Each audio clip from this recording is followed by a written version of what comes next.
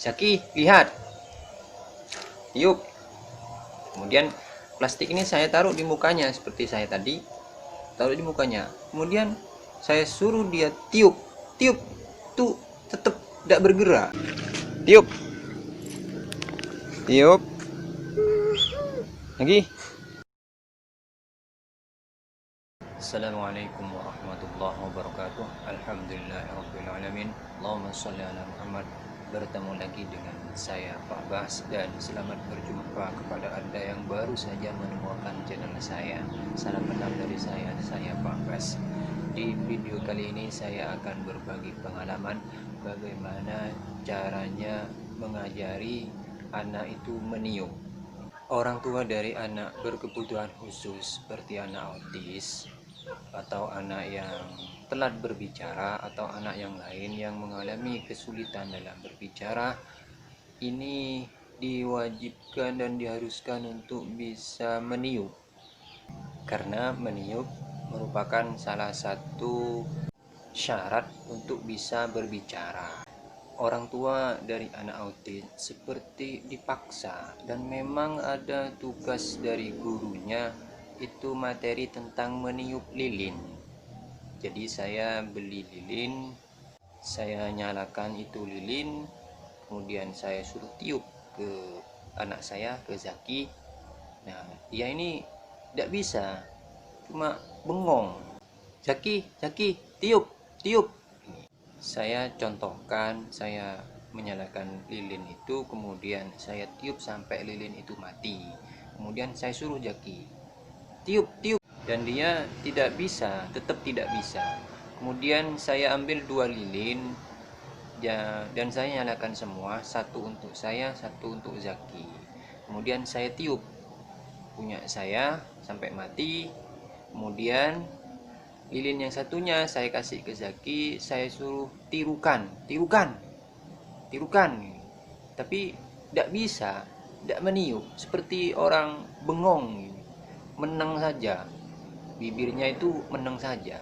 Kemudian saya beralih ke media yang lain. Saya beli 2 pimpong, saya ambil baskom, saya isi air, dan saya taruh itu bola pimpong ke masing-masing baskom.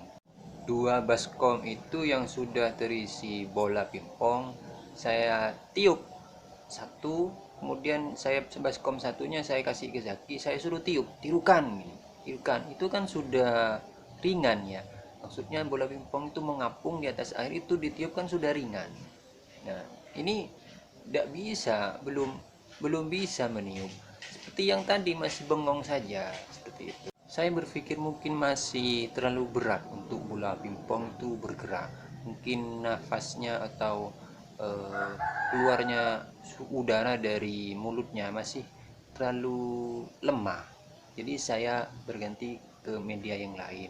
Saya cari tisu yang paling tipis.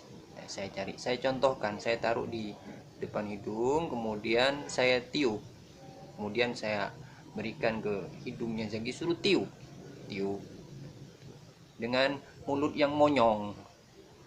Itu tetap tidak bisa.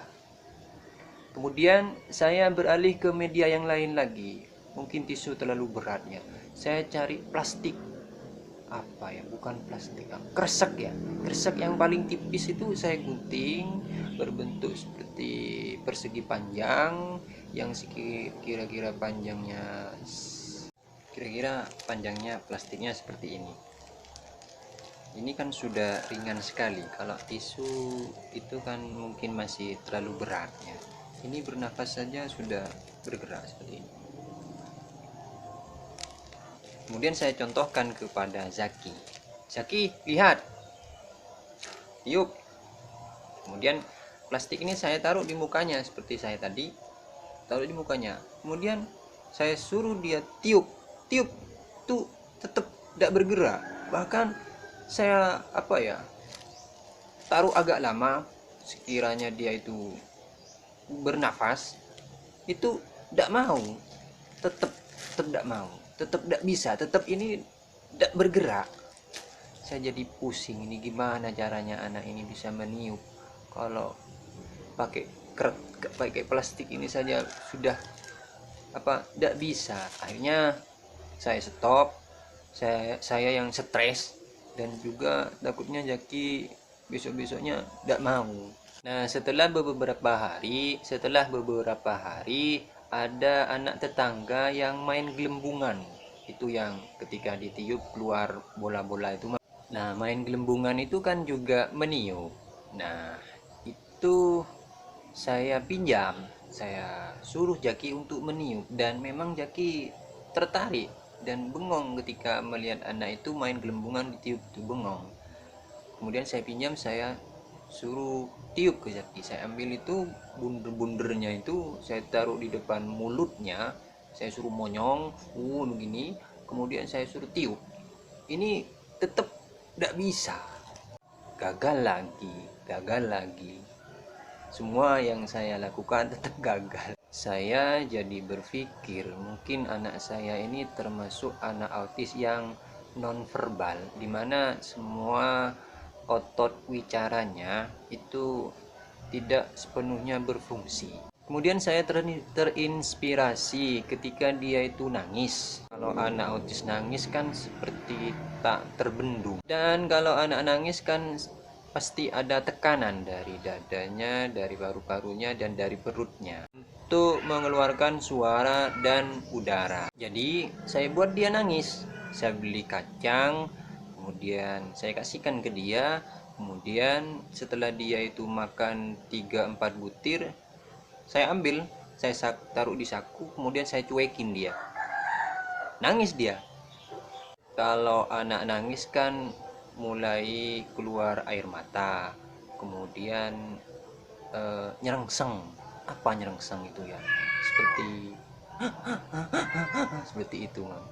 Nyerengsengnya keluarnya suara dari mulutnya dan hidungnya. Nah, ketika seperti itu saya buru-buru cari plastik ini. Saya buru-buru cari plastik, kemudian saya taruh di mukanya. Nah,